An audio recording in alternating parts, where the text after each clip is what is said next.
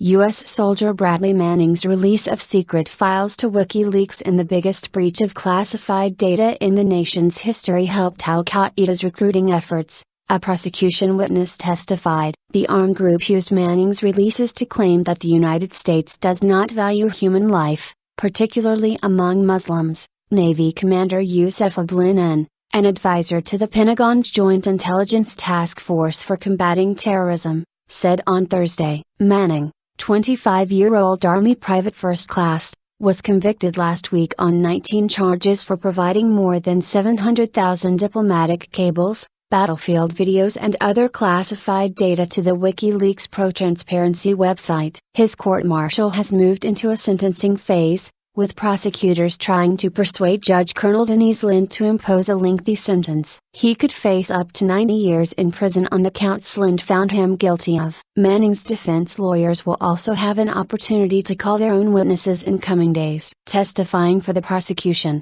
Aboul-Enein said Al-Qaeda used a video Manning had provided to WikiLeaks of a U.S. helicopter gunship in 2007 firing at civilians in Baghdad. A dozen people were killed, including 2 Reuters news staff. The helicopter also fired at a truck in which a child was seated, seriously wounding him. Al-Qaeda's propaganda. Al-Qaeda used the video to demonstrate to Muslims that this could be your child, Aboul-Enein said. Under questioning by defense lawyer Major Thomas Hurley, Aboul-Enein said propaganda had long been a central function of Al-Qaeda unrelated to WikiLeaks. So if it wasn't WikiLeaks, it would be something else? Hurley asked. Yes, Aboul-Enein said. He added that since a 2011 Al-Qaeda video, the group's leadership had been largely silent about the leaked documents. Aboul-Enein, the day's only witness, also said Al-Qaeda had not claimed any tactical successes because of the WikiLeaks information. Manning was a low-level Army intelligence analyst when he leaked files to WikiLeaks while serving in Iraq in 2010. He was convicted of charges that include theft and espionage and faces up to 90 years in prison when his sentencing hearing concludes,